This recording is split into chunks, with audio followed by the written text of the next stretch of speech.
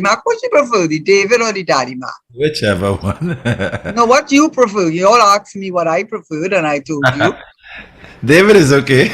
All right. I think I feel more comfortable calling you David. Yes. And I'm happy to be here with you and Ruben. And I'm sure that Richard is listening to us. Yes, he'll join us in another. And he will join us soon. So we can start the program then. Of course we can.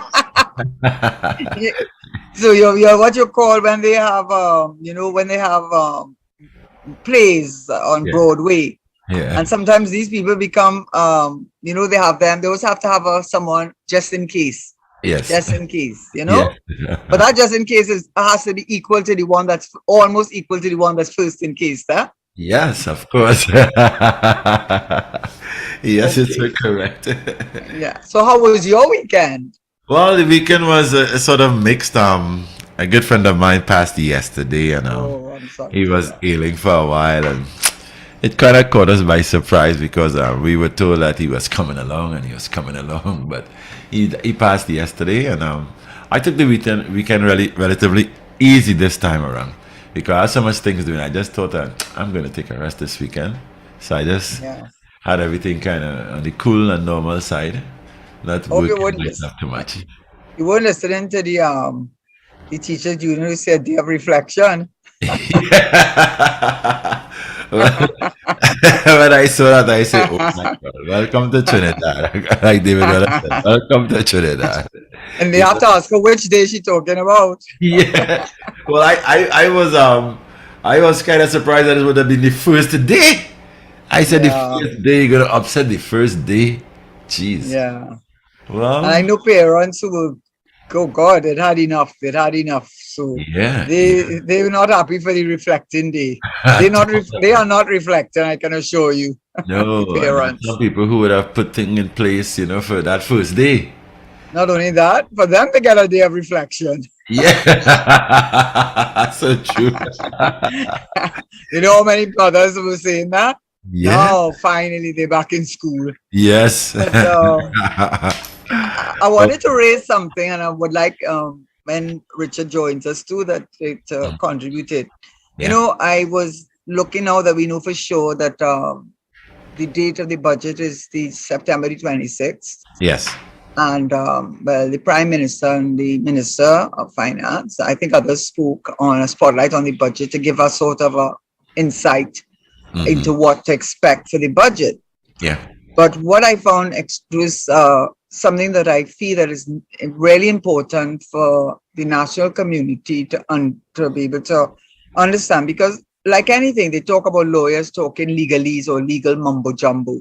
Yeah. So, meaning that, of course, you talk about the person's head, so they don't even know where to begin to ask a question because they don't even know what they don't understand that they don't understand. Yeah. And I think to some extent, economists tend to use their language, which they're familiar with. But when you are talking to the national community and presenting a budget to the people for them to understand, I think it's also important that they do understand some of the terms. So Yeah.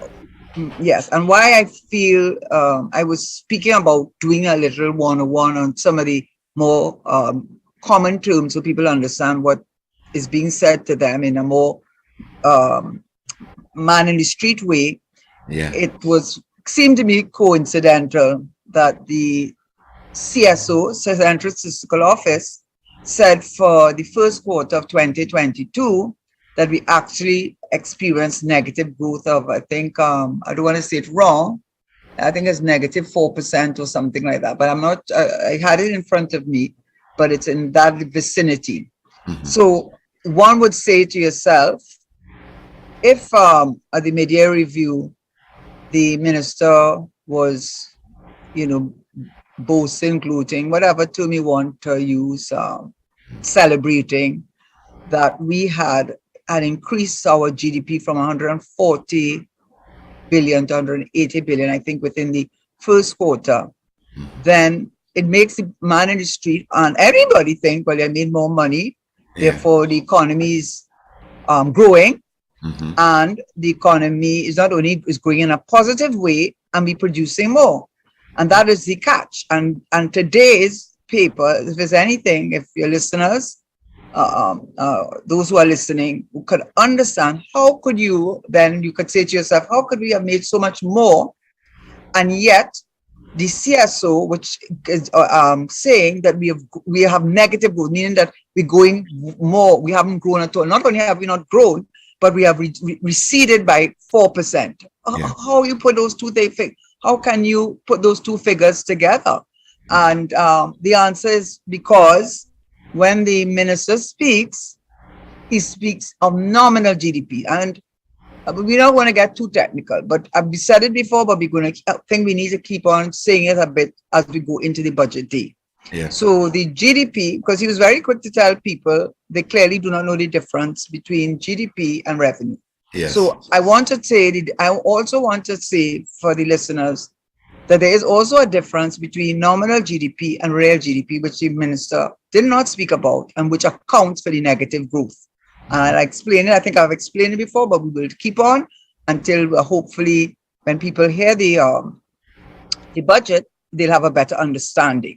So they would not feel, I'm not saying he's hoodwinking people, but it certainly is misleading in my view. So the nominal GDP is, last year, I used the example of mangoes, and I'll stick to my mangoes. Yeah. Because it's the most simple thing. Last year, you had produced 5 mangoes. Yeah. You produced 5 mangoes, and the price of mangoes was very low because there was a glut on the market. Everybody was producing the same mango, and they're juicier and sweeter than your mango. So you could only get $3 for those mangoes. So when you look at what you produce for the year, and all you producing was mangoes, or maybe a little something else, mango juice, mango syrup, fruit, you're producing things from the mango, right? So, the non-mango products. So when you put the mango products, and which you're getting only $3 for, and the non-mango product all together, you realize for the whole year, you made, let's say, $10 million. Let's just say 10 million. That's a lot of money. But you're selling a lot of mangoes still, right? Yeah. You couldn't have made 10 million because you're only getting $3 a mango. So let's say, let's say you made 20,000. Just as a figure that's not really realistic to what I just said, but we're saying $3 and so on. The next year, for some reason, disease hit all the mangoes globally. Disease hit. And there is such a demand, and everybody wants these mangoes. And so your 5 mangoes, as a matter of fact, you don't even producing 5 anymore. You're producing 4. But instead of it being $3 a mango, it's $50 a mango. Yeah. Obviously, and then all the things that they make with the mango, because you have to pay me more to make your mango juice, to make your mango syrup, to make your mango jam, and would have charged you more because so everybody prices gone up. So when I look at how much we made for that year, this year, instead of making only 20,000, we made like $5 million. You see, oh gosh, economy doing real good. But when you look at it, you take out, this is where the real GDP comes in. You strip out the increased price of the mangoes, because it might be even producing only 4 mangoes instead of 5 now. Yeah. You strip out the price that you're now getting for the mangoes, not $3, but $50. It have nothing to do with you. You're just lucky you're getting it. Yeah. And you strip out that new price. And when you strip out that new price, you know how much money you really, really made? If you made 18,000. Because when you look, so what it is, the price that you're using just to say is, we made $1 million, it's very misleading because it gives you the impression that the economy grew, and it gives you the impression the economy is producing more. But when you strip out the increase in the price of those same products, and you come down to either the same 20, or as in this case now, less than 20, gone to 18, you know what it's telling you? Not only did your economy not grow, not only did you not produce anything new, in fact, you may have produced less of the thing that gave you the high price. So what you must look at is not the nominal GDP, which is just telling you because prices have changed, this is what you're getting out on the market when you go outside to sell. It has nothing to do with you. But when you strip out that new price from what the price it was last year, you say, but listen, how did it come? We didn't produce any more mangoes. As a matter of fact, I produced less. But it's because the price of mangoes have gone up and making so much money. So, so what it is telling you is the day that the price of that mango drops back again, you know where you are? I tell you. And that is what it is. People have to understand and that is why you have to make a distinction between the nominal GDP, which is the value of the goods, the price of the goods for this fiscal year, October to October, which is, of course, oil and gas. We do that. I mean, oil went up from from $65 a barrel to 90, 100 and something. But even with that, we weren't producing much. Even with that, we were lucky the prices were so high because we were not even producing much. Yeah. Same thing with natural gas. We have not produced the natural gas that the minister has promised year in, year out, for a number of reasons. People not taking in bids, taking up the bids. Some of the fields, the deep water fields, when they go there, there's nothing to be found. Train 1 has no more oil, natural gas, sorry. So for a number of reasons, you see that the production is not even what you said it was going to be year in, year out. But because the price is so high, it's saving you. So what is going to happen when the price goes back down, as it always does? It never stays high, because you think Europe and America is going to be held at ransom by countries such as Russia and other Arab countries to be held at ransom with the inflation rate sky high because energy prices are so high?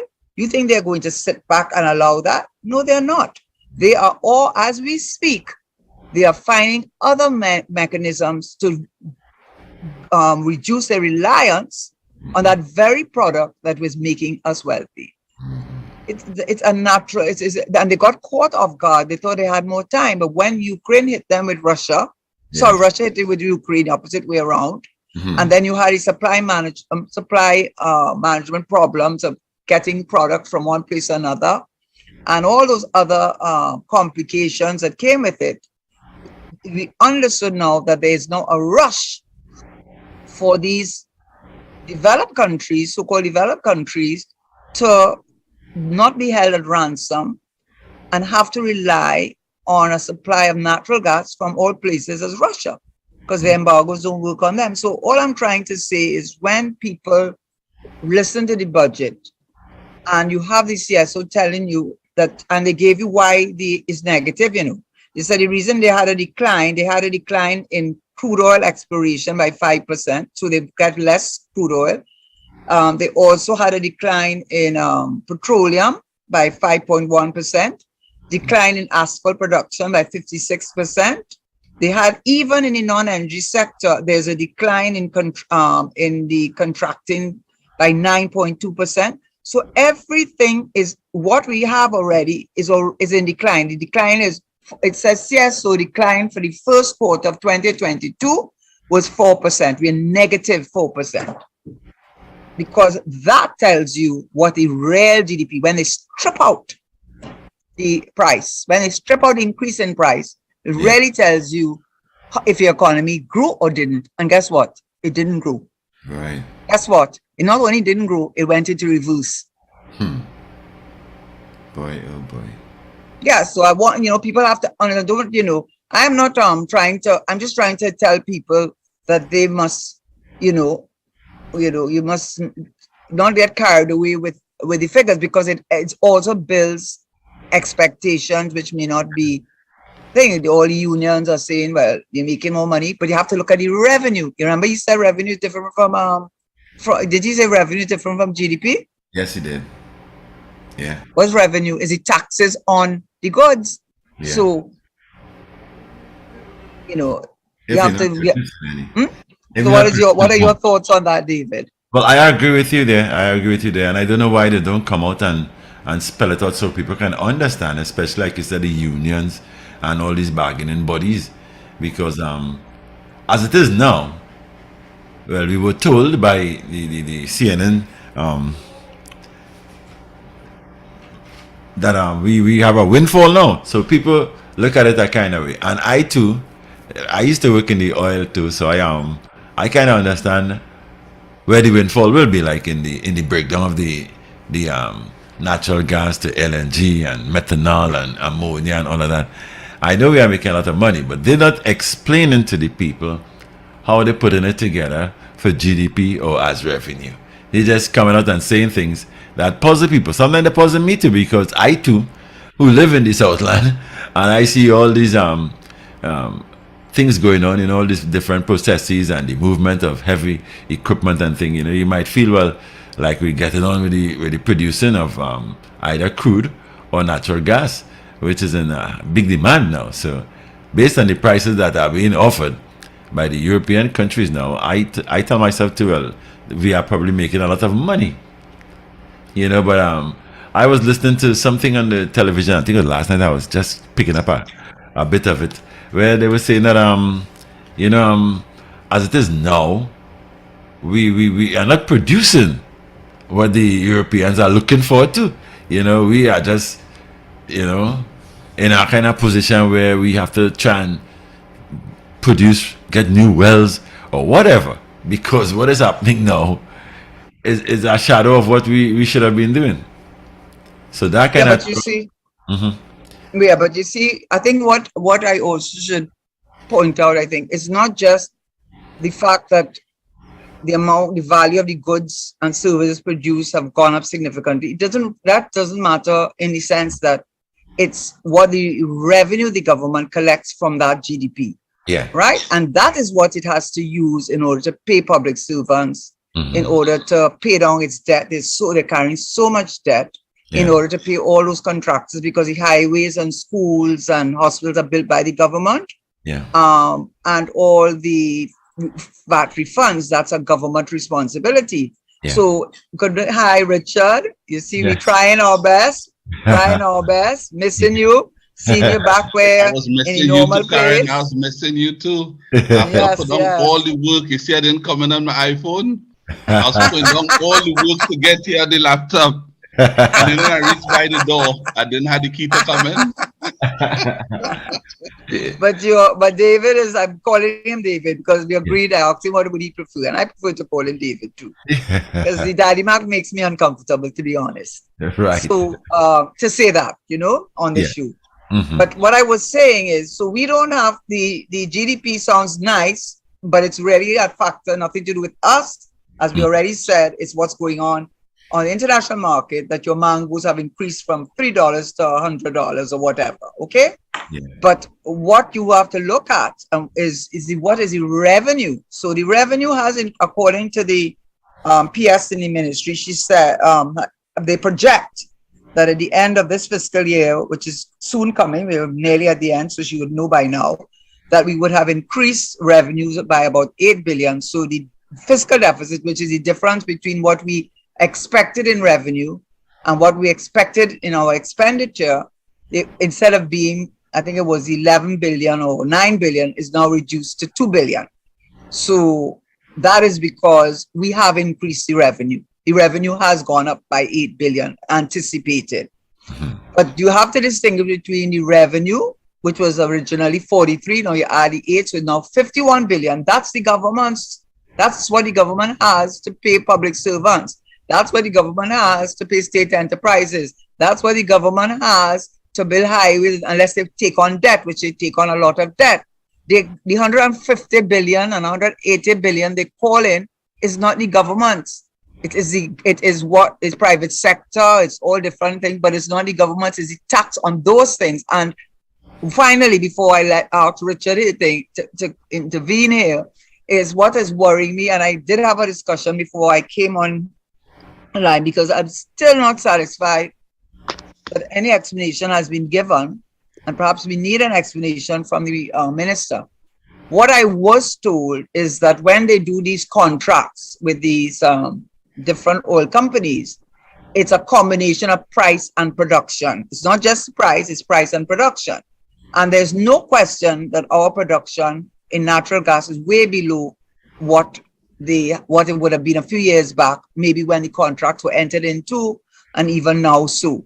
So I suspect, this is just a view that I have, is that because of the formula that is used, the government's revenue or tax from oil and energy, which is doing extremely well, that's what's accounting for the GDP. When they go to get their tax from that, it isn't what one would expect. And that is because the contracts are both price and production. And we definitely don't have the production. And that, let me just say that.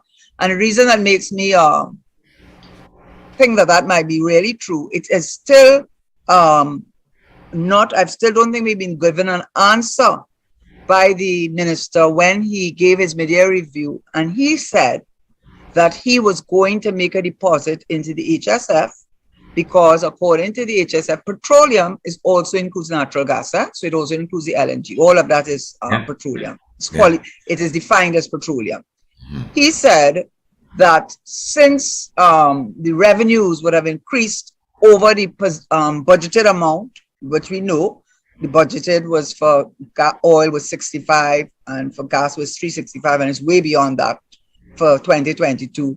He said that he was going to be making a deposit into US dollars, big clap, clap, clap, clap, for HSF. And then you heard nothing from him. And then I brought it up already. The opposition member brought it up and asked him how much. And he buffed, well, I called it a buff, he rebuffed him.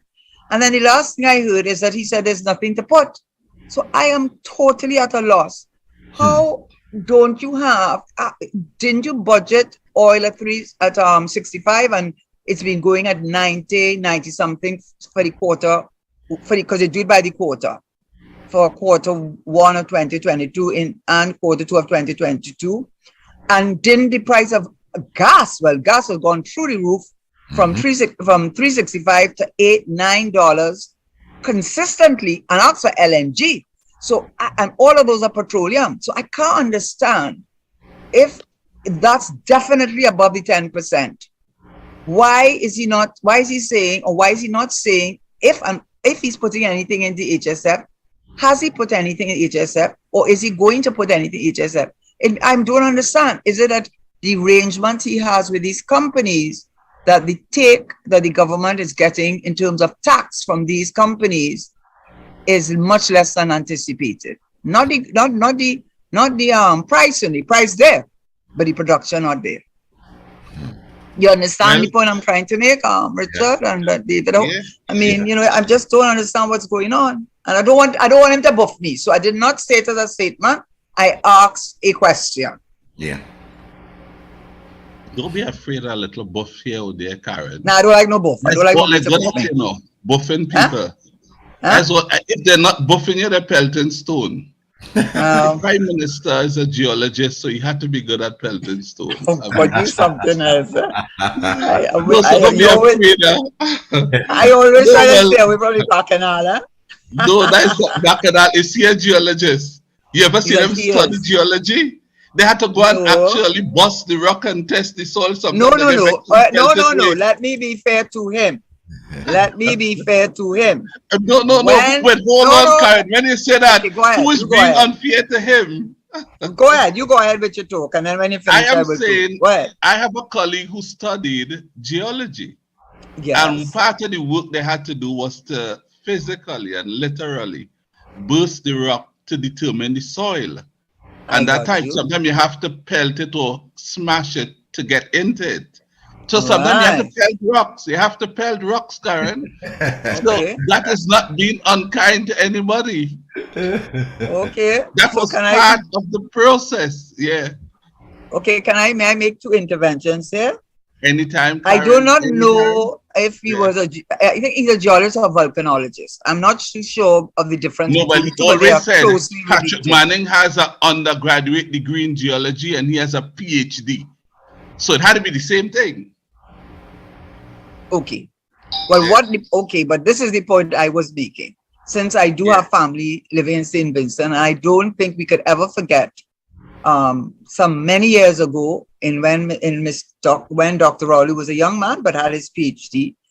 He was well recognized as a leading Caribbean regional voice on volcanoes. And he was invited by the government of St. Vincent to come and I think he worked in the seismic unit at UWI. He was at the University of West Indies at the time. And he was one of these, I think he led the team to St. Vincent to look at study the volcano. And he was hailed as a great hero and highly respected for his work there. So I just want to put that on the table. And the second thing I want to put on the table is that Mr. Manning, who I love dearly as my leader, and I make no apologies for that, I forgot to say that when Dr. Rowley was pelting stones and rocks at Mr. Manning, while he was when he was Prime Minister, nobody accused Dr. Rowley of not being a PNM. So why can't I be a PNM and not follow his leadership? He didn't follow Mr. Manning. The amount of things he said about Mr. Manning with you report and say that how we're going to hell in a handbasket and how we worse than the UNC airport scandal. So the amount of things he felt at Mr. Manning, and nobody ever told him he was not a PNM. So same here, unless you want to say during those years he was not a PNM. But coming back to the point, Mr. Manning, when they had to fill out the form of what his profession was, he did not write geologist, he wrote politician. And he was sort of taken to task for that. But he said, that's all I for my life. Yeah. Okay, so we put that on the table because we want to balance the scales. Yeah. Now we go back to what we were saying about the real GDP and why he cannot tell us about that HSF. Let me just ask a question before I can let you guys continue. As I listening to the news, I heard the UNC posing some questions as to what happened to all the monies they got for COVID, the COVID period, the grants, etc., from Canada, from China, from the European Union. They were asking if all of that, what happened to all of that? Is that part of this GDP? Those grants? Yes, I think when they talk about GDP, I was actually looking at a scientific definition of it, and it would include grants. And they even said if it is if anything that the government expends money on, to which it gets, it's unrequited, I mean, there's no payback for the investment, then you cannot put it as GDP. Right. But if it is something that in which they invest in a business or invest in something in which they get there is a return on that investment, then even though it is a government, it will also be included as GDP, even if it is by virtue of not just in ordinary taxation or corporate tax, but different forms of tax, of collection of revenue, whether it's customs or whatever the form is. But the point we were making is that we want people to know that the Central Statistical Office, not Karen Nunez Tesheira or Richard Noray or Daddy David McIntyre, none of us, but the Central Statistical Office said that in spite of, but didn't say in spite of, we know, let's put the two figures, that there has been tremendous increase in the GDP, the value of the goods and services that were produced since even last year, from about October. He himself said that. He said in the media review, which is true, you start preparing the budget speech maybe 2 months before. So you do not know what is going to happen in October. And by October, they did not anticipate that prices of oil and gas would have risen to what it was. So he had taken a kind of a conservative approach. So I hope you remember what he said, that he don't know what would happen after September, right? I hope you know that too, but it looked like it's going to be so for another year or so. So what we want people to remember is that although he boasts about the GDP, it had nothing to do with the government. It had everything to do with global prices. It happened not because of, but in spite of. They are not to take any credit for it. In fact, the reason why I'm confident about that is because when we go to the real GDP and we strip out the increase in those prices of oil and gas, we find out the CSO has told us that our economy has gone negative. It not only did not grow, it did not only not stay in one position, it went backwards. And it did not produce anything. So we did not produce bananas. We did not only producing mangoes. Like it's only one type of mango we want to produce too. Not wanting no bananas, no pawpaw, nothing else. They only mango. And when the mango price drop, they can't look around like America. When they're talking about debt to GDP. You cannot talk about America and Japan and China. They could carry their debt. You know why? They could pay it back. That's right. And then you have to look at why they could pay it back. Print the money. Why they could pay it back? One, they could print the money. They could benefit through signage from printing money. You generate money through that measure, revenue. That is one. Also, when you look at how broad the economies are, while we depend on the energy sector mainly, they are not energy sector based alone, you know.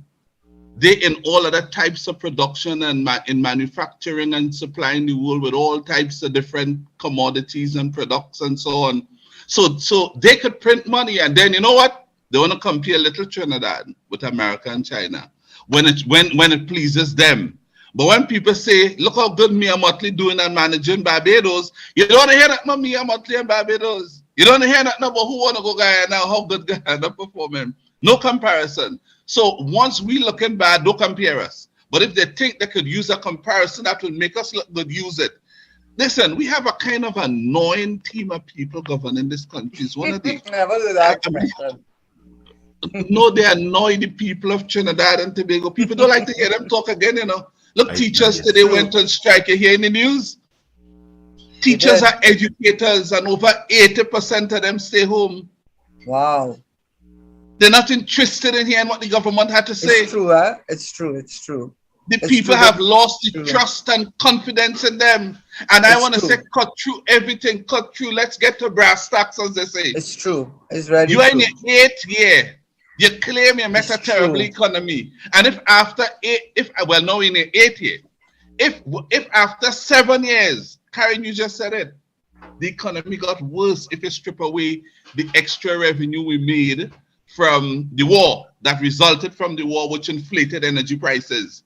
The economy went backwards because if the prices of those goods didn't go up, they would have had nothing to show. In other words, as you were saying, I ain't gonna talk one trick pony, but they're only making one thing, which is clearly the energy sector. And they took 7 years. I want to say to them today, if it is that all not good enough to do the job for the people of Trinidad and Tobago, step down and give it to Camille Regis Robinson, Penny Beckers, Amy Brown, or Karen Nunez Tesheira. And I mean that. Give it to somebody who can do the job. If it is that you got the war you were waiting on for so long, they were waiting on a war, you know. You got the war. You said that already. Somebody told me that.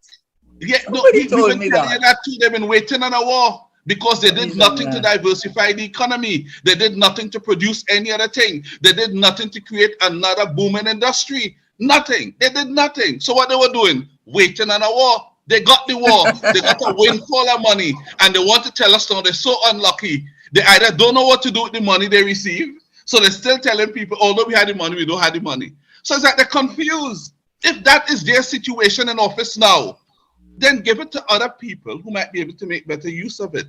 You know, you're pursuing one strategy all the time. You get so fixed in your way now that you can't spin yourself out of it. Then you're the wrong people to lead the country. It's true. Because in other words, if tomorrow they get $600 billion, they may still come and say, well, we get $600 billion, but we have bills to pay. We have bills to pay. Do you understand?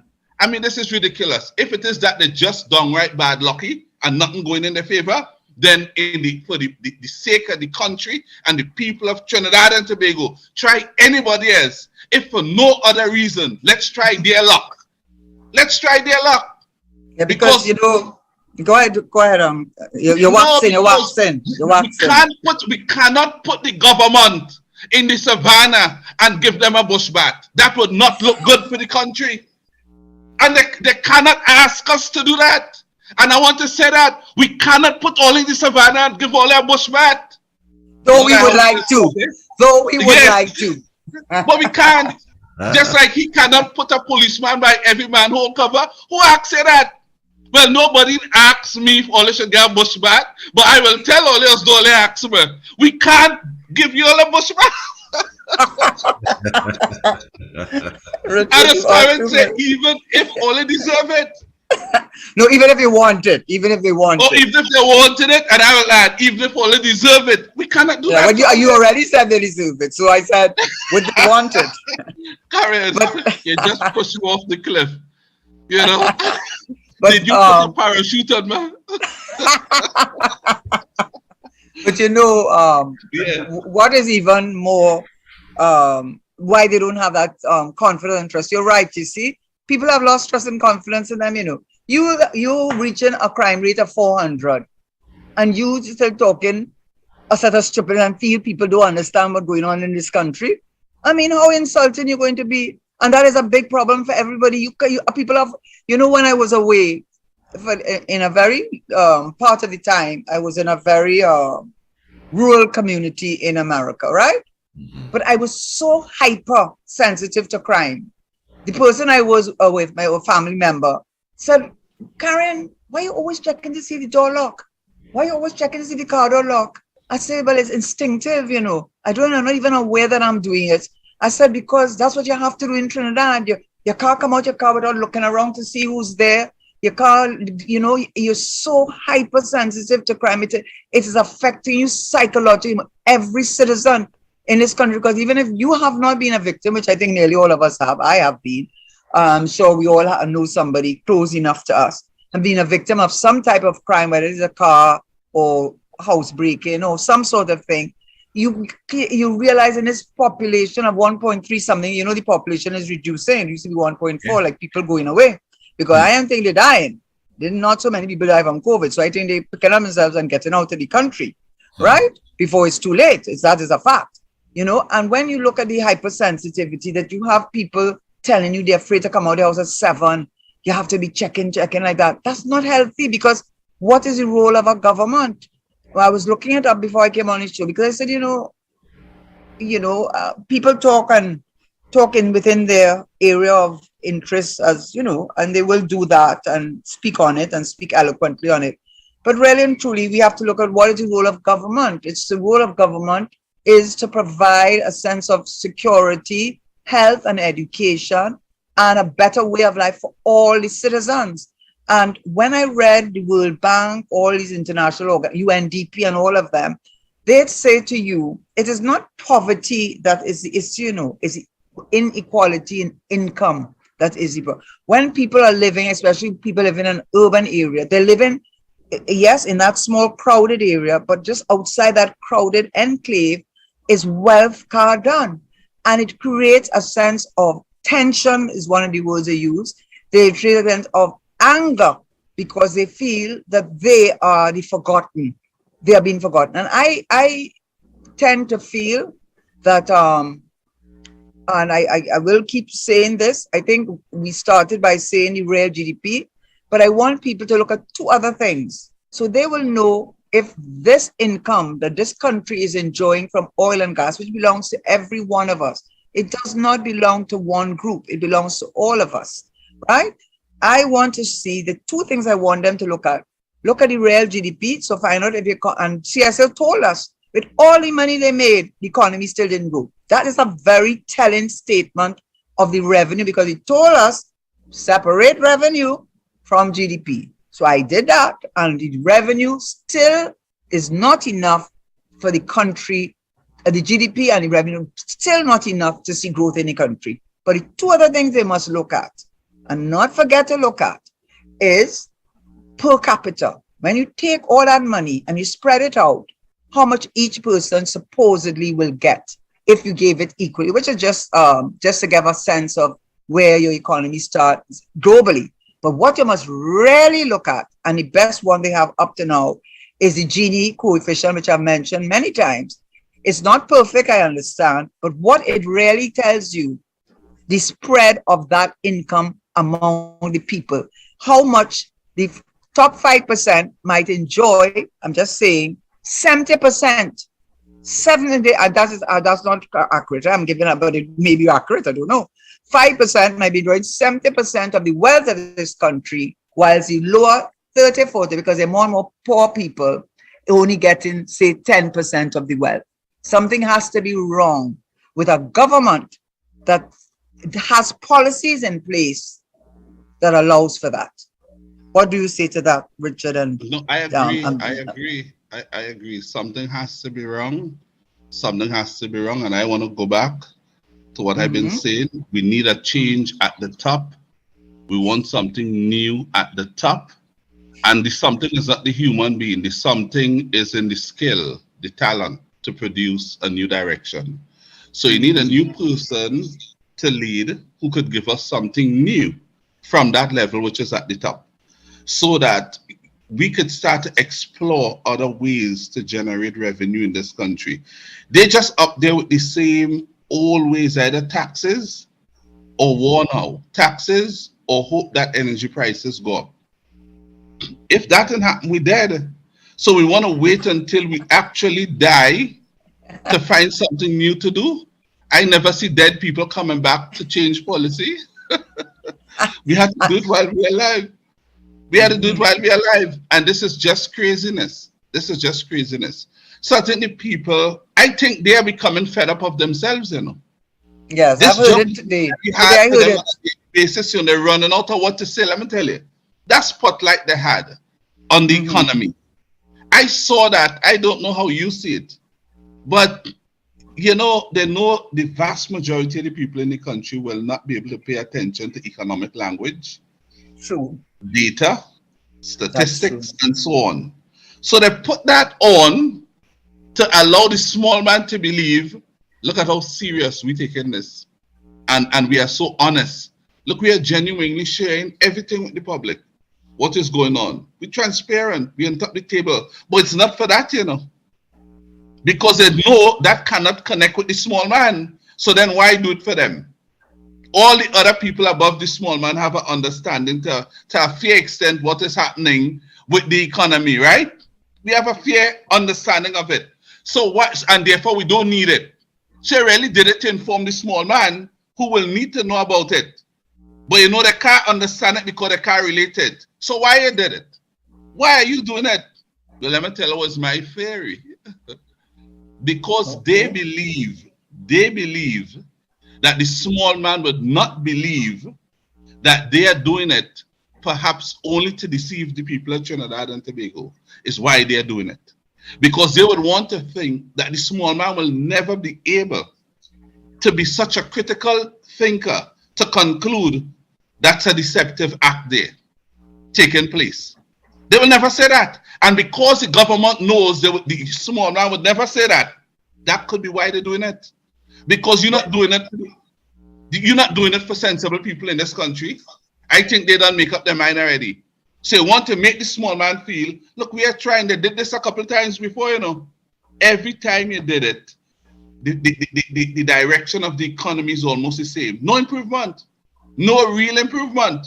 So then what are you doing? And when they claim, you know, you're open to opinions, the government doesn't have a monopoly on ideas, you get Farrell and them on a committee, but you accepted no recommendation. So you're going your own way. You're doing your own thing. You're not listening, but yet still you're coming to the public as though you're listening and you want to incorporate their decisions or contributions into your decision. They know they're not going to take anybody's contribution and incorporate it. So to me, I saw it as a big waste of time, a big deceptive act that took place there. That's how I saw it, and I stand by that. I want to say to them, I don't believe anything they said there. Because let me tell you, the people who were sitting there with them, I want to say this, and our listeners, pay attention to this in case you didn't pay any attention to anything else I didn't say. I know I will never miss a Karen saying. So in case you didn't listen to anything else I said, listen to this. You see all those people sitting there? Not every single one of them, but quite a few of them. Each of them has some hand in the pot, you know. Someone has a company down so who benefit in some way. So those fellas in charge know what they had to say. In other words, you had people there to speak in a controlled way, which was to support the government's position, which was to present what they wanted to present to the public, so that all of them could continue to enjoy what they have been enjoying among themselves all along. That's how I see it. And those of us who have not been in that circle here, what I know, we could never stay from outside and understand the relationship among some of those people there. So we have no choice but to accept that what we are seeing is more more truth than anything else. And I want to say to them, when you lost trust and confidence in people and in a government, you could dress up whatever you want, however you want to dress it up. You're not going to convince those people who lost trust and confidence in you. In other words, whatever you do, you know, after it was done, you had very little talk about it. You realize that? Mm-hmm. There was no buzz. Normally, the first time they did it, you had a big buzz, you know, and other media houses pick it up and it was a conversation. Mm-hmm. Nobody talking about it doing. They have reached a place now where people are saying to them, we done with all, you know. We fed up of this. All you can talk. That's what we're good at. Just keep on talking. But we stop listening. And I'm saying to them, before the party had to pay a price for that, as we did in Tobago, we must make some changes before 2025. That's not going to happen, though. You know why I don't think it happened? Full. There are two, you know, you said you're saying it from the outside. Well, I'm not in the inside there now for sure. But I do have a good understanding, I think, enough of a good of an understanding to realize that wherever they are now, they have in a commitment there out of which they cannot release themselves. But what I will say is this. The man in the street, as I call him, may not be able to articulate it, may not be able to tell you all the fancy words. The only reason we want to say that to them is because we want them to know that when they use those words, you have to say, but what about the real GDP? What about how much we really got out of this? What about the revenue? How come you say you're not telling us how much you put in HSF? Why you don't have money to put in HSF? You mean you didn't get enough taxes from the petroleum companies? Something is not adding up. You know, they don't want you to ask the question. But I could tell you this, even today when I went to a supermarket, two young men were talking among themselves. And they were saying, you see me, I fed up with this, you know. They think they could fool people and talk with people, and they think, but our life better. So let me tell you something. When people walk in the supermarket and they have to pay $6.65 for a bunch of sides, when they have to pay $23 for tomatoes, when they have to pay 11 something for a little thing of yogurt, when they have to pay these prices, I mean, for anything, and when they have to face that, people understand that what has this government done to make my life better? Because we've said the import bill. Why are we importing so much food? You have to ask yourself, why is the government allowing these people? Because remember, the import of the food includes all of those all those fast food outlets, of which we have about 20 types, right? That's part of your food import. When I go to some of these supermarkets, whose names I will not call, but the run of the mill, the in between, the whatever, you see products there that are ice frozen over. First of all, you don't even know what the product is. It's been there, must be a year, and you're asking yourself, why are they importing this? Why do they have to import all different types of apples? Why do they have to import all different types of grapes? Why do they have to import all these different types of cheeses? I'm not saying don't import things, but then why importing all of this? Who is benefiting? Who it is that is importing all of this food that wants it to continue? And I bet you it's not in the interest of the man in the street. I can bet my last dollar. Not the ordinary man. Not only ordinary man, middle class, they are feeling the brunt. You have food, your food bill is way out there. And the point I'm making is, come on, critical thinking. If you have a country like Holland, that is, I've said it before, I'll say it again, 224 times smaller than the state of Maryland in the state, but the second largest global exporter of food. You know that maybe size might matter in other cases, right, Richard? Yeah. Yeah, size might matter in other cases, but not in agro-industry. So why is it that the government has not, you are the government, why haven't you taken a set of these young people, which I have to give Noray praise because I didn't know this before until I read a column by Lester Henry. He said that when they were giving the VSEP and VTEP to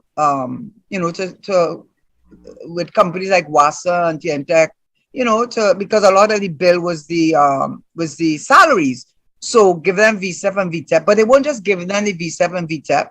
They gave them VTEP, and then they will form many small business development companies to develop micro entrepreneurs and small entrepreneurs. So the government, instead of just giving, look at the answer to the closure of the scrap iron thing, to put these people on subsidies. They have to wait 2 or 3 months before they fill out the forms and they get the money. I mean, is that the answer? Is that the answer? Or is the answer then giving these people and not just telling them they have these forms and this? You know that they need more than that. You know they need more than that guidance. And you're leaving them with these subsidies, not to make their life less harsh as a social benefit. For some, it may be true, like people on disability and so on. Older people, that may be true. But a lot of young people, do you know the unemployment rate is 5%, which includes URP, CPEP, and all that. But the unemployment rate among the 15 to 24, which means some of them are in school in truth or university, that is true, is nearly 11% unemployment there. And then you're not even talking about underemployment and the cost of living, which Dr. Arjun talked about. He says, what does it matter if the inflation rate isn't high? You know why the inflation rate is not high? Because the consumer confidence is not there. People are not spending because they're afraid to spend the little money they have, because tomorrow morning they wake up and they don't have a job, or the job cut, or whatever. So they're frightened to spend money because they don't know where this economy going. So people are not spending. And the greatest indicator of the strength of an economy and the confidence in the economy is consumer spending. And consumer spending is flat, which is why our inflation is so low. But guess what high? Food inflation. Everybody has to eat. And yet, you had the central bank coming out a few months ago saying our food bill is $5 billion. And the deputy, I think he's the head of the Inspector of Financial Institutions, in his monetary report, said that the food bill had increased by 20%. Who is bringing in this food? And do we need to bring in this food? And if you are bringing in that food, you say you can't target things, but target those things now. Because if you want to eat it, I may be among them, pay the price. Increase that, but you're having these high-end goods being sold in this country, right? For which there's no exchange because we only imported, right? And you want us to end up like Venezuela, when Venezuela, people eating out of a dustbin. I know that we didn't reach there, but to God, Venezuela never thought they'd reach there either. And I'm not saying we're going to reach there. But I am saying, my God, don't you know, where's the Minister of Agriculture? He went to see his family yet? Richard is the minister with his family. The Minister of Agriculture. Former. No, I don't know. Is he with his family? The last thing, I had to go with his last expression, which that he was taking up a new position, so I assume he's still here. I can't recall hearing anything. Let me ask you something. Does it make sense for you to have been the CEO of the company or the chairman of the company and go down to being a deputy manager, a manager of the company? Does that make sense to anybody? And more so, taking instructions now from the person who had to take instructions from you. Yeah. Does that make any sense to anybody? None. Yeah, but none. Right. So that's so. But what is worse than that, Karen, is that he was happy to step away because he said when he was in that position, he couldn't get them to do what he wanted them to do. Remember? So if you couldn't get them to do what you wanted, poor man. No, yeah, but if you couldn't get them to do what you wanted them to do when you were a minister, then how could you get them to do what you would like them to do when you are several levels down? They wouldn't even listen to you now. But I thought he was supposed to be in Canada or now with his family. Yeah, but he stayed to accept that. So like if he see the work is easier, probably he felt that he was too high up to get him to do what he wanted to do. So he came down. So you can do it. So, now you have to ask us why we don't have confidence in government. It comes with the Darrell Smith issue. I have nothing personally against any of these people, but that whole Darrell Smith thing is a big question mark over that whole Darrell Smith issue. And then when you think about Marlene McDonald, 3 times you had to fire her, right? And the evidence was so overwhelming, it appeared. And then we must have confidence in you. That's 3 or call. I'm sorry that I have to call your friend that you call at the top. But in all fairness, I have to say, who takes $148,000 in cash and walk across the road and deposit it? When there's something called, which everybody uses, going online or check or something. So you call the name there, but I have to be fair in my assessment, right? Who does that? Who recuses himself 100 and something times from a cabinet? You want me to say that is good? That's not good. And every time you recuse yourself, your family got what you recuse yourself for. Not only that, the fact that you have to recuse yourself so many times, you shouldn't be in government. Yeah. You're too conflicted. Yeah. You are too conflicted. And then the Attorney General, I had to move him. And then when you put in new Attorney General, who I like, and it's my friend, get himself in trouble. How do you expect? And then AV drilling, when the senior counsel, who certainly doesn't need your money, Deborah Peake, who is a very, very well respected senior counsel, and they all that Peake up the road with all at the gas station, and she doesn't need to work, she could stay home. So she's not beholden. When she says, let's go to court, you don't want to court because you don't want to go to the Privy Council, right? And you want us to have, and then Lake Asphalt sitting down there, and you want to be efficient? That's your side of efficiency, that every month you pay $2.5 million for work that is not being done, and you close down Petrotrin, so there's no bitumen, so all the roads are a mess, and then you take the scrap iron people, close down the industry with no plan, just like Petrotrin, no plan, and then want to insult them and get them a little subsidy, give them something, keep them at the bottom, Huh? You want, and then that procurement legislation, which I saw an article yesterday by Dr. He's from Tobago, very well respected. He used to be head of the public service.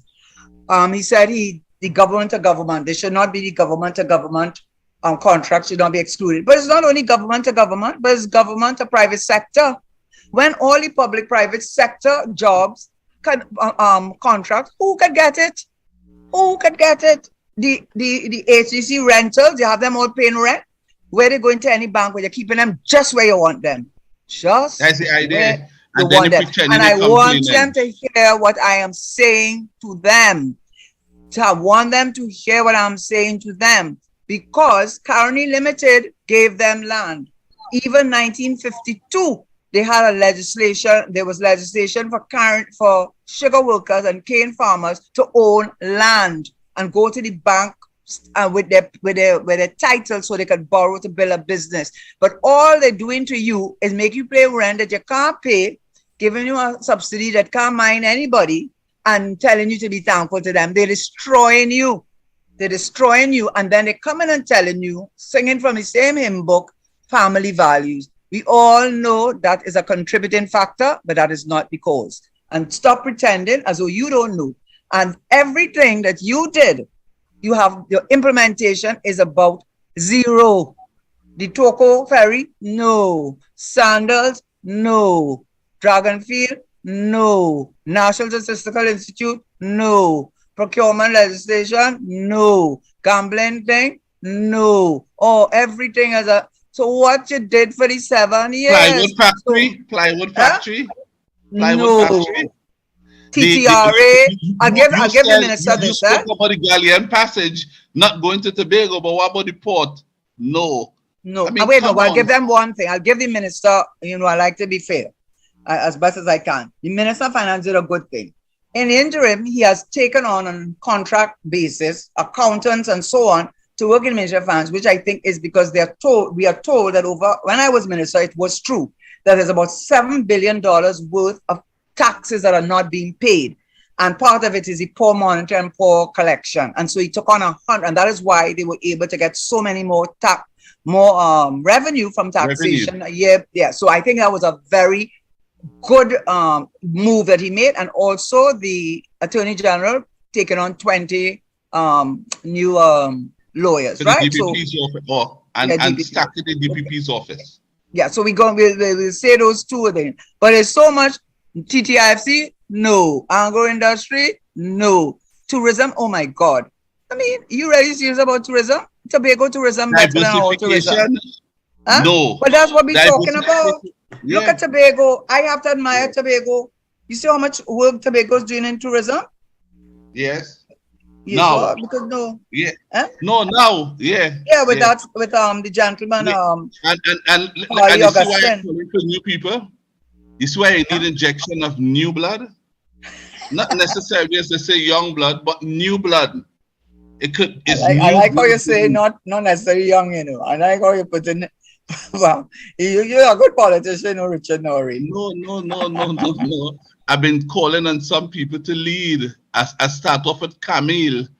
You can't call Camille young blood. I mean, I can't do that. Yeah, but you hear what I said, eh? And I don't like to be. You know, if I come on the show, I have to say the truth. Yes, I have to be right. So we, you know what I mean? So I am saying I like what I'm not making a call for young blood. I'm making a call for new blood. With experience too, eh? With experience. They're just gone in and they have seen things that should have been done before that they are now looking to get done. And the people at Tobago are responding seemingly positively to it. Duke is looking to put a whole city in Scarborough. In Roxborough. Roxborough. I ain't going for that. No, but let me tell you, if he could achieve 10% of that, Karen, you know what people from Belgarden go all the way up to Charlottesville. It's like selling a bridge to nowhere. I don't like that one. But I like what they're doing. Like what they're doing. Karen, if he achieves that, let me make this point. Karen, yeah, if he could achieve a little part of that for the first time, I think I would want to buy a boat, Karen. I can leave Trinidad. Wait, Toko ferry port? No, my boat. I live in Chagarama. I had to leave from a port. No, but must have someone that could pay and park my boat too. But I would leave because down there we have about two. We have the yacht club opposite Dr. Rowley's constituency office there. Then further down the road they have by what you call them? All the these and a number of other places. I think Chinley has a place there now where they have all kind of boat in the packet, they rack them up. Well, not those little ones I'm talking about. You wouldn't be able to go up there, they'll mash up my boat. But I'm talking about some meaningful size boat where I could go on and I could invite Karen and others to head to Tobago and see what this new city has to offer. Don't get yourself in trouble like Mr. Chandler, you know. Don't get yourself in trouble with Mr. Chandler. Watch who you invited on your boat, you know. Watch who you invited on your boat, you know. No, I have to watch them. I invited people with the highest integrity. That's why I said people like Karen. People like Nadina. Yes. Okay, yes. Well, I don't want to go when I go to take a drink or so. Or take the smaller boat to go inland and see the people I left on the boat, go on with my boat heading somewhere else. But I'm saying I would love a marina, the likes of what's in Duke has stabled. Why we didn't consider that all the time? But we have, you see, that's the problem. You see, that's the other thing with Tobago, because I went and I read most of what's Farley Augustine's speech, budget speech, and it was a very good one. It's very ambitious, a very ambitious one. And one of the things he talked about was the increasing, after they did this dispute resolution agreement or whatever it was called, and it's in the Constitution that the budget, there should be an allocation between 4 to 6.9% to Tobago. And a lot of people say, why should Tobago get so much if in fact, when you look at what is it contributing to the economy? One of the things, two things people told me, and I'm just putting them in the mix. And please, I'm putting it in the mix as for consideration. I cannot say it is all the answer. I am putting it forward as I was told I was in Tobago, and I asked one or two people, just to see what they would say. The man in the street, and these are the answers I got. They said one thing, just like how you have Taiwan and China, that's straight between Taiwan and China. And China, with all its, making all those saber rattling noises, has not attacked Taiwan. Well, one reason, Taiwan produces microchips for nearly everybody. So they are important for the digitalization and for the, for the computer, the whole computerization of the world. So that's one reason. But the other reason they gave is the Taiwan Straits. They said that is the straits out through which China has to pass to go to the West to sell their goods. Otherwise, they have to have a long passageway. And the person said to me, when you want to send goods from Tobago to Trinidad, you have to pass through that strait. I'm just telling you what I was told. Between Tobago, it is the passageway to Trinidad.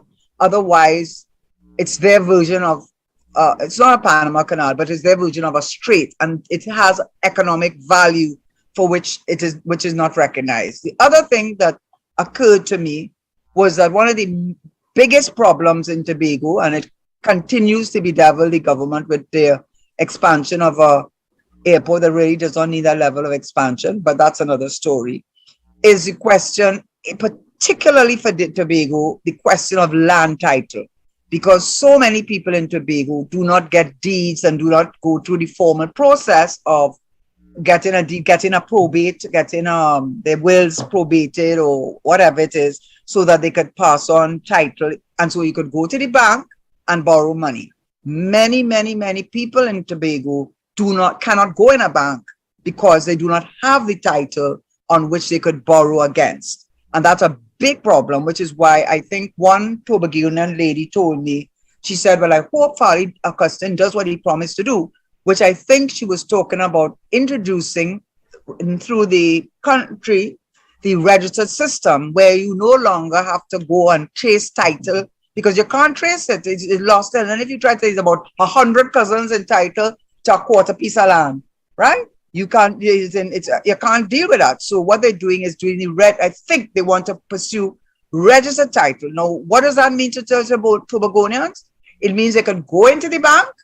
It means they can borrow against the title and they can start their business. In the same way, the sugar workers and carony workers were able to do when in 1952 they passed legislation. They didn't do it by policy. Not just policy, they made the policy legislation. That was the colonial government did that. So I think what Tobago needs to do is put a real push, especially on getting titles cleaned up so that people can go to the bank and become self-sufficient. So that is another negative. The third thing is, of course, we know that a lot of the natural gas deposits, which everybody says, yeah, but you're talking about the future, we're talking about now. It lies off the coast of Tobago. And that is why when they draw the map between Trinidad and Tobago, they only show the inland waters of Tobago, but they do not show the maritime boundaries. Because if they were to do that, then Tobago may be able to say, well, most of that natural gas relies in our waters. Let's put a value to that. So the THA, when I looked at it, when the budget is according to Farley Davidson, I was shocked. He said, what is left is about $115 million for capital expenditure, which means you have to borrow. So he's trying to wean the people off of their dependency on THA, probably they'll have their own Airbnbs and really, if you notice, they're pushing their own cultural, not cultural, their own, but it's a cultural tourism, their own culture, their own, in Tobago, they really like having the day they having.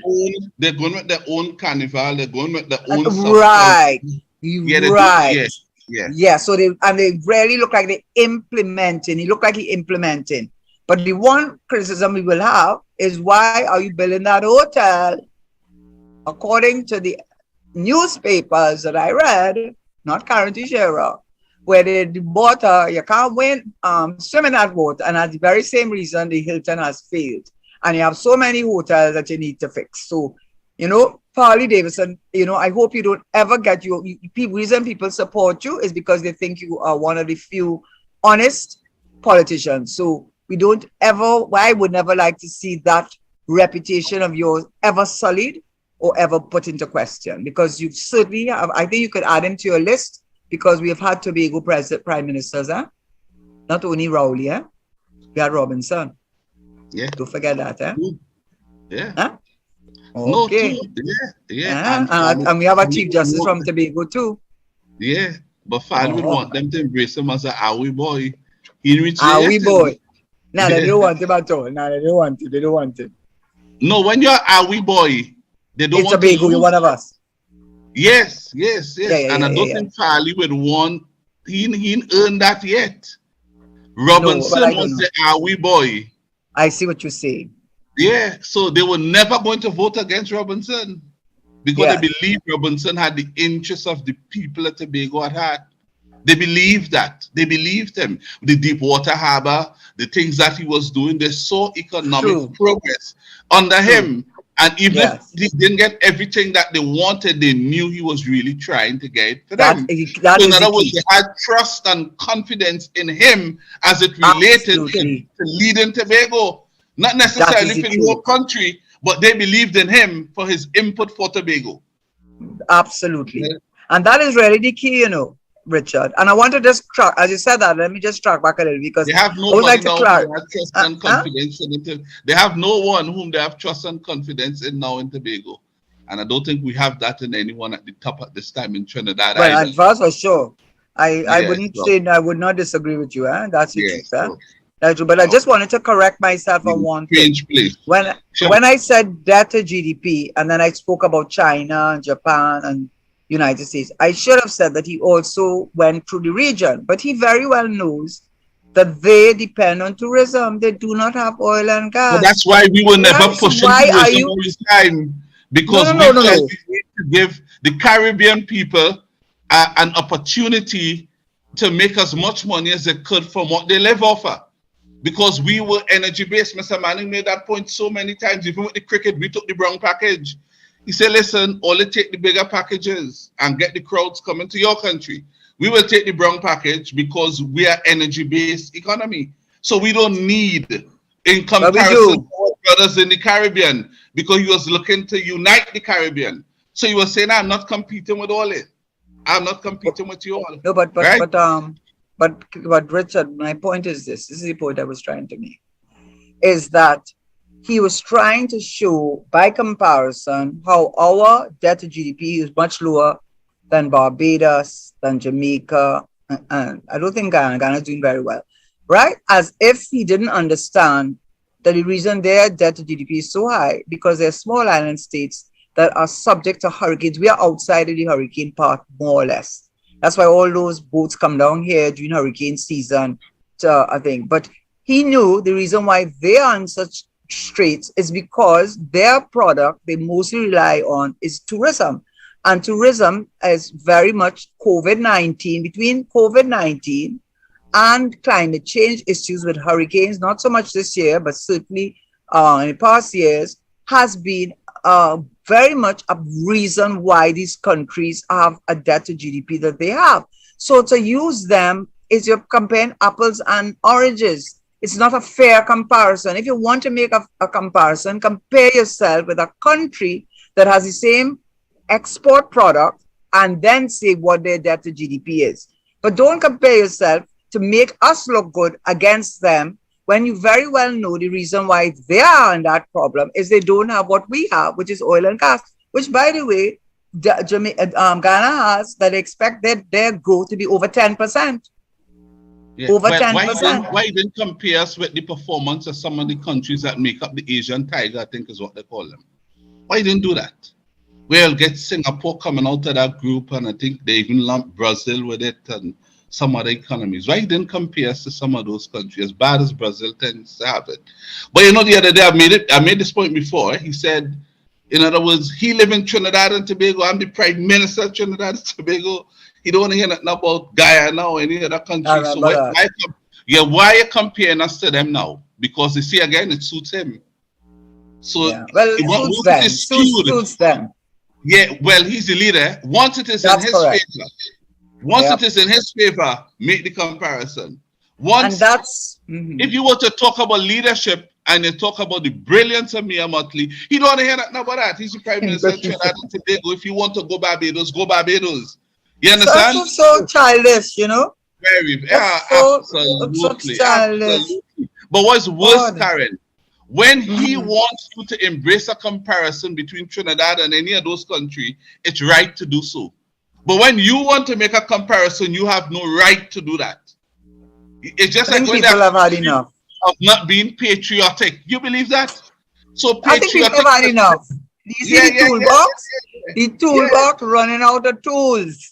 So, Karen, they throw all out already. Or the tools getting rusty. Back the tools inside and throw them out again. Then they go out and pick them up, put them back in and throw them out again. These tools getting rusty. The spanner getting rusty. Everything getting rusty. Bottom line, we know them. We get fed up with them. Let me repeat that. We are fed up with them. We know them. And it's time to put something new at the top. I defined that already. Time to put Karen at the top. Time to put Camille at the top. Time to put Penny at the top. Time to put Amy Brown at the top. We must take a decision to keep the PNM in office. And if we continue so, our party's name going to take a hit, folks. It will take a hit, the lights from which it may never recover. You understand? That's not a lie, you know. That's not. I'm telling you. I think people are concerned about that. You know? Let my party colleagues stay there with their mouth zip and applaud my contribution when they call them and tell me, I like that boy. Do that. I'm not doing that for you, know. I'm telling all you, join all your voices and ask the leader to step down in the interest of our party. Let's put the bigger picture in front of us. We need the PNM to stay in office. We need the PNM to stay in office. But in order to do so, we face almost in cricketing terms a whitewash come 2025. We don't want that. That's all they want. But it's true. You're not joking. You know. Richard. To be honest with you, I'm not to be honest with you. I should that. Anytime you say that, you are always honest. I strive for that. I strive for that. Yeah. I strive for that. And why?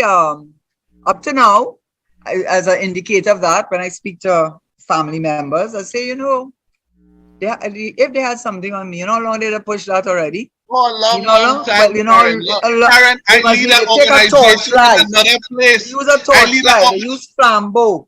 They use everything they could look to see what they could get on Tesheira. And you know what they're coming up? Wicked, They are wicked bunch of people. Because they want to shut me up. And why they want to hold on to office. I always ask, where's Mark? What's his name? Mark Vassant? Where is he the investigative? Yeah, that's just where that is true. What happened to Mark Vassant? Well, let me tell you, they bought him by one of the sole percentage organizations. When I said I really wondered where he. No, they gave him a big job. About him. They gave him a big job, and it appears to me like doing stories on animals and other things now. So, like perhaps what they did, they took such a brilliant, decent, but he allowed himself to be taken. Journalist out of the equation because they say he does shape people's opinion the way he does present the work. So he could be a danger. Yeah, he could be a danger. So you know what? It appears as though he got an offer he couldn't refuse.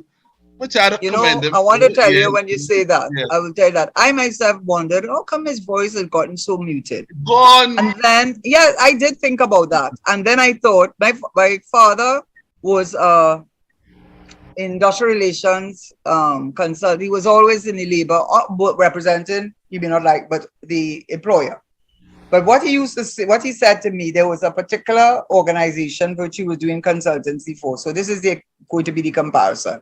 And this particular person was the shop steward or something on the floor and been making life hell for the manager, making life hell for the company. Well, you know what they did? They promote him. When they promote him, he get quiet like a lamb and nothing more to say. Karen, when they want to silence him sometimes. He stopped seeing it from the workers' point of view. He become part of management. He shut and look how nice he shut. That's what you call win-win. Yeah. No, when they up And to those David, office, David listening to us. Yes. they always they always believe everybody's purchasable, you know. They said that somebody told me that they say everybody has a price. Well, they might be right, but this No, is Mr. not the Pandey, I carrot. think is the one who said that It's not the carrot. everyone has a price. They just have to find out what they need and squeeze. That was Mr. Pandey. I think he taught everybody. And you know what? Mr. Pandey, I think the godly gentleman was right again, because he's the one who said politics has its own morality. You know, that guy understands politics well, because It's not he's been in it long politics. enough. It's politics. Well, all that is part of politics. He understand it well. He said, "Listen, everybody's reachable. You just have to find out what they need and squeeze." Or And want. or want. want. Yeah. It don't have to be a need. It could just be a want. So find out what everyone wants. Let's put it to that, and promise them it, and you'll get control of them. And you get control of them.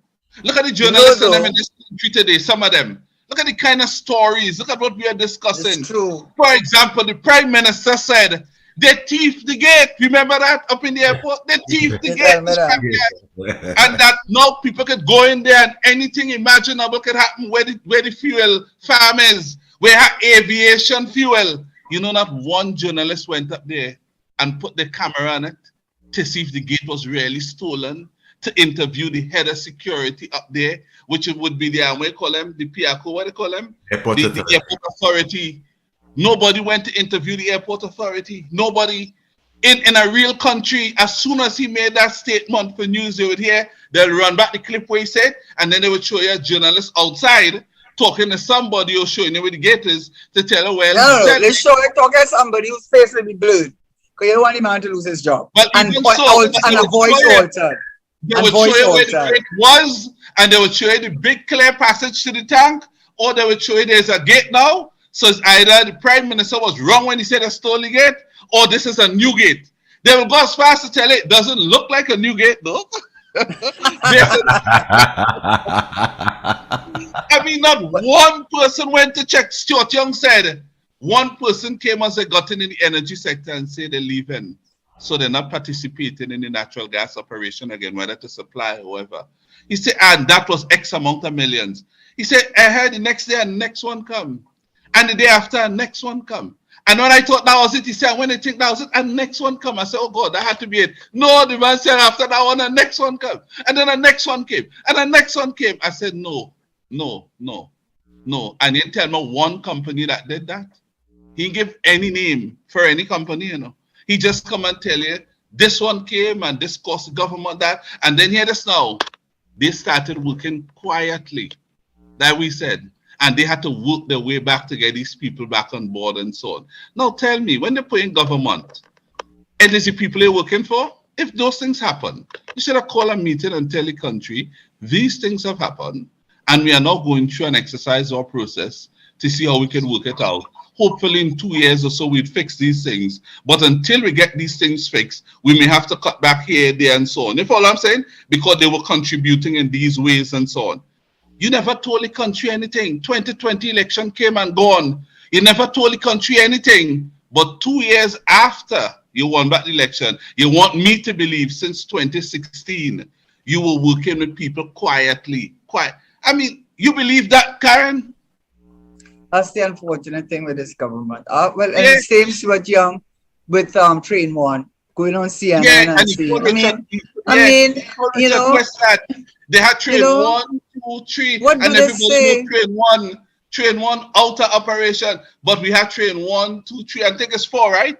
So now it's 2, 3, and 4. They've unitized, made it into one, and you know, everything you can't. I will say this too.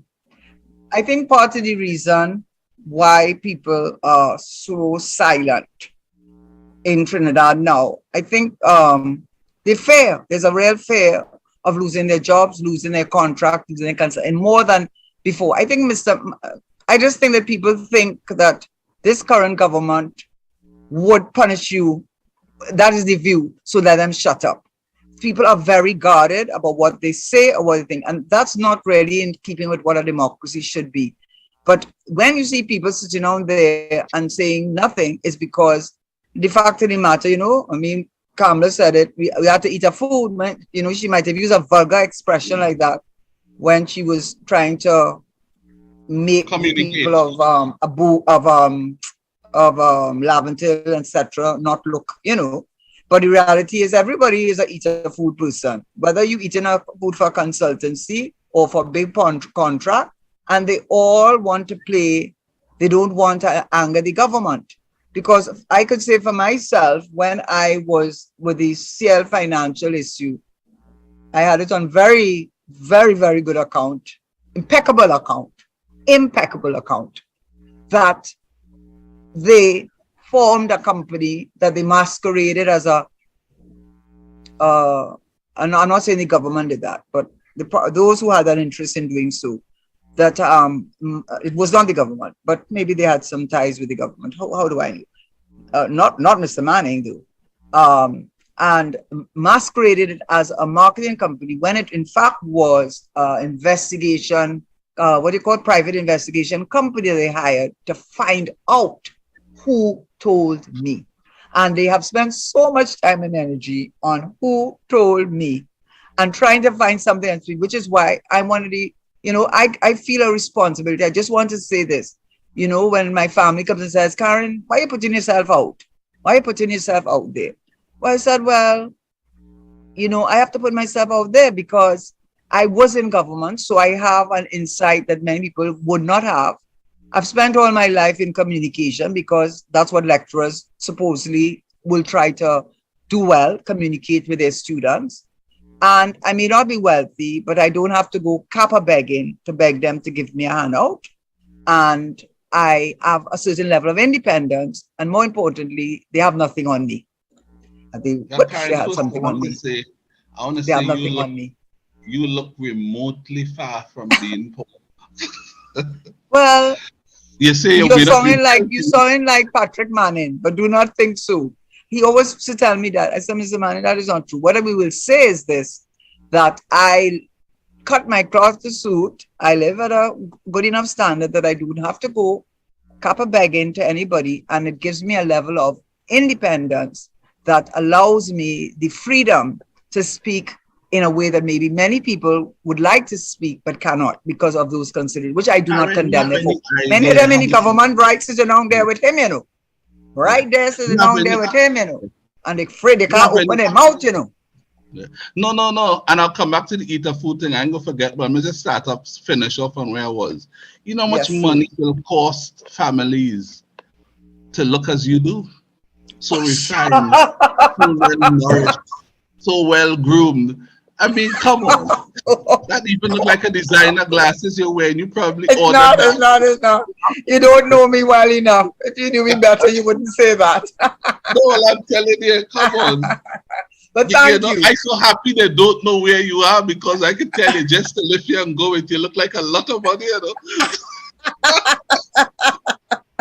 Well, let me just say the good and the bad. Everything my father used to tell me, a chemist's knife cuts both ways. So what is a good thing is a bad thing. So the good thing about it is it gives me the freedom to speak on behalf of the people. And the bad thing is it gives me the freedom to speak on behalf of the people. I don't have any agenda except the interests of my people. I have no other agenda of our people. I have no other agenda. I have no other agenda. You have said that agenda. So many times you have got no point of course here. No, I know our listeners believe that. That I could tell you, when I open the lines on a Tuesday, they call in and they say so. They believe your work. They like your work. Yeah. And I think you do a fantastic job. Yeah. I'm so happy about that. Listen, I said in the spotlight, remember saying that? Yes. People were making controlled contributions, some of them. Yes, true. They were. What do you think was the basis of the control element? What do you think was the basis of that? Is an eater food arrangement, some of them on some of them trusting to talk for the government to hear playing ball, So that thing I lobbying all that I have all they had to renew or are now about to get. Make sure, and you have people posturing in a way, just people have become so selfish in this country that once they could forget the rest of the country, But imagine people contributing to this nakedly deceptive True. behavior in that spotlight, and they supported it. And you suffer yourself. Why would you do that? When you know the consequence of that act is to continue to deceive the people of Trinidad. You really don't care. You really don't care. Positively. Come on. So it's only being driven by selfishness could cause you to do that. And that's a shame. So okay, yes, let's look at another positive thing though. You are very right. It's not just the CPEP and URP people they must accuse of eater food. No. We all engage in eater food. Everybody, they might want to use it more delicately, and they want to put themselves above. Language. They want to put themselves above, but they're not above. They are not above. Yeah. I can tell you that because you know why I could talk? That's the other thing. I'm supposed to be a COP. I'm not a COP. I never will be a COP. I have a conscience. And I always had a conscience. My family tell me I was rebellious since I was small. Right? So why do you think I love Mr. Manning? Because Mr. Manning, whatever it's for, nobody's without fault. He spent his whole life in the public thing. I want to know if anybody who lived their whole life in the public spotlight, they wouldn't make mistakes or errors that will for all to see. Of course, there are things that I would have read about Mr. Manning before, some mistakes he may have made, but a man committed to his country, a man driven, driven to the betterment of the country. Nobody could say Patrick wasn't. And Patrick was forced out of leadership to give us what we had today. And I can tell you, he's still around. And he had put us out in the ring for leadership. Now, it might be a 20-1 licking. You understand that? Yeah. But let me just say this way. Let me just put it this way. I will say I was, as were many, taken by surprise is an understatement that Dr. Rowley was able to be part or maybe a member of parliament again. Because one way to shut you up is to ensure that you have no position within the party and you're not a member of parliament, because you do have to be a cabinet minister, but a member of parliament, you can't shut me up. I represent my constituency, right? Yeah. And therefore, I still have an opportunity to be the leader.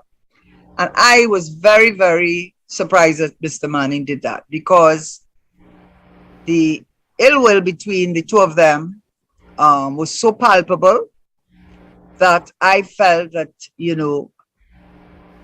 politically, that was not a wise decision. And, for 2010. And I would say that the view expressed, which I would not say does not have merit, it's said in Parliament, so I don't have that parliamentary privilege to it. It's certainly in the Hansard reports that people would say it. I knew that in my constituency, they supported Dr. Rowley. They told me that. The constituency told me that they did not support Patrick Manning, and as a result, they did not support me. So the kind of support I got from my constituency at the time was not the kind of support that one would have thought you would have gotten from PNM. This is why when they want to tell me, talk about me not being PNM, so they weren't PNM too then.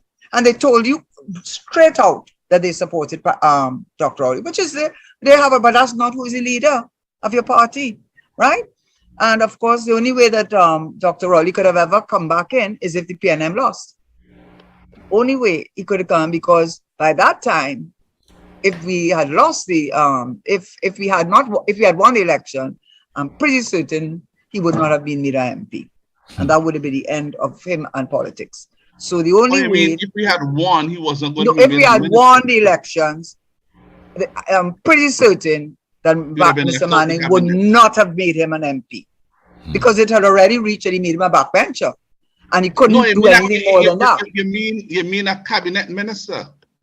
No, meaning before you can become a cabinet minister, either, our system anyhow, either a senator. No, in 2010, remember, Mr. Manning brought him back to run. Yeah, sorry, so yes. So I'm saying that in 2010. If the PNM had won the elections, Dr. Rowley might have won too. He'd have been an MP, but he might not have been a cabinet minister. He would not have been a cabinet minister. You're correct. That's correct. And he not only would not have been a cabinet minister, he would not have been selected another time again. That would be the end after that. No, but I can tell you about 2010. Let me tell you. Because I have to go just now. I have 5 minutes. I have another meeting to go I to. have 5 minutes. It ain't gonna be that long. We Oh talking God, this. it's not. You listen. You don't think I like doing this? I tell people I have a commitment. You know. Yes. Well, you know how much places I had. You would like to hear where I had to have some of my meetings to call. You know. We don't like it to leave here. No? I know it. You know we don't like it to leave. But so the Trinidadians say a hazard to leave. As the Trinidadians say, a hazard to leave. Yes. Well, they have their own. Yes. They have their own. Some of them have their own book. You know, Skippy probably has that in his book too. Oh God, look at Skippy. Oh my Lord. But that, listen, one thing I have to give him though. That is one you're wrong and strong. That is wrong. That's true. Thomas oh is God, a very the Law Association. Yeah. They can't find this. They can't find this university for love, no money. No, let me leave that. Okay. Please, all right. Allegedly. The hardest to leave. Yeah. That's the only reference I want to make. Because he has his own language and he's come up with his own lexicon. So that's all I'm saying. I better have one for the Law Association. Let me say this though. Mr. Manning in 2010, Dr. Rowley, I hope you hear me. I've said this before, and Daddy Mac can tell you. I am one of the persons responsible for Dr. Rowley running in 2010. I met with Mr. Manning once, yeah. If I could have slapped you across your face right now. I'm telling you twice. What's wrong with you? I'm telling all here today. Mr. Manning said no, he doesn't have a chance. Let me see him properly. No, hold on. No, Mr. Manning said he doesn't have a chance. That's what Patrick said. He said, no, Noray, he doesn't have a chance. Forget that. I said, well, he asked me to first talk. Could I? He said, make your point. You know, he just talk. He said, make your point. He said, make your point. I said, Chief, you had to study Tobago. He said, what about Tobago? How many votes you lost there? 300, 400 in Trinidad? How many? 200, 150? Yeah. So he was looking at numbers. Yeah. I say, Chief, my family from Tobago, and I know about the pumpkin vine. So they did to Rowley the other day in Tobago. They didn't come out to any meetings. Yes, but over the fence, right. So I was explaining African, what they call the oral tradition. The pumpkin vine communication. No, it's the oral tradition of the African They carry the stories from one generation to the other. Let me finish. You had to leave in 5 minutes. Okay, but you let's not tell people pumpkin vine. More. Okay.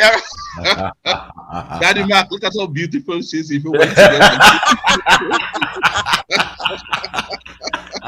David, don't worry. I know worry with him. Harvey Boris met with him after. Harvey Boris told him, you see, you know, telling it, my family from Tobago too, you know. He said, you can't move Dr. Riley, you're in trouble. He said, what do you mean? Yeah, I know that. I heard that. Yeah, he said, let me tell you. Harvey said, let me tell you. You might think we might lose a seat in Tobago, so it have people of him in Trinidad too, you know, and in the marginals. If we were to drop, others could take. And then Mr. Manning said, I looked at all that, you know, all I saw that. You mean if he say we read the politics too, you know, he said we'll talk about it again. Then he called me back to discuss it again. I said, Chief, my position is the same. I said we're going to be seeing curtains. He released Valley, remember he didn't screen, he turned on Valley. No, he didn't. Yeah. He said Fitzgerald Hines didn't have a chance. Where's Fitzgerald Hines today? I tried to fight for Fitzy. I tried, but I couldn't fight for two. Because he said, we have no trouble with Laventille. As he said, we have no trouble with Laventille. So I said, okay. But as it relates to Tobago and as it related to it, then Harvey Boris, Darian Marcel, and myself, let me tell you something. Even when Calder had left, you know who he called first to tell? Harvey Boris, Darian Marcel, and Richard Noray. He said, in fact, I'm telling you all today, because we were on the radio too. He said, I'm telling you all today, I've called not only for his resignation from UDCUT, but I've called for it from all the boards that he's on. And I'm leaving the country, and I told him I want every single resignation before I get on the plane today. You understand? He said, if I don't have it there, he would see a horse of a different color. Those were his words. Patrick. So you know what I want to say before I leave? Like you are a kingmaker boy. What I say, David McIntyre, like I talking to Kingmaker here. Yeah. But that's why I say appoint Karen Nunez Tesheira to lead. No. Why I feel I'm calling for Karen? Why I feel like I come on the radio and say I don't want anything? Why I feel like I come on the radio and say who I want to have lead the country? You are your kingmaker. Just like you, I fight for the people of Trinidad and Tobago. I do though. I really do. I really, and I'm saying we are heading in the wrong direction. We are in trouble. We have to save it. And we how have to would we save the spin country. out of it? SOS. We have to save our country. Yes. We have Daddy, before we go, we have 1 minute again. Give me captain, the ship is sinking. And if I will pay somebody to do a new version. I will pay somebody to do a new version by 2023. Daddy Mac, run the track. We are in trouble. SOS. We are. As we go. Court martial, Court martial after local election. Run the track. I want to save the people of Trinidad and Tobago. And the way to save them, promote Karen, Camille, Penny, or Emery. That's it. Richard you have the solution. Yes. I has to go. I have to honor my commitments too. Yes, I'm going to set the clock now. I am truly saddened. I'll have to wait until next week. Okay. All the excitement you bring to us, you also take it with you when you go. It is so I feel the same way too. I feel the same way. David, I feel the same way. Ruben, I never speak to you. I don't see you, but same to you. And of course, the person who is responsible for all of this is by Miss Tesheira. Thank you so much. Ruben said that. Yeah. Okay, thank you and goodbye. Enjoy the rest of your week until Monday. I shall. Bye-bye. Take care. On for the news. Okay, great. All right, bye-bye. Take care. Bye-bye.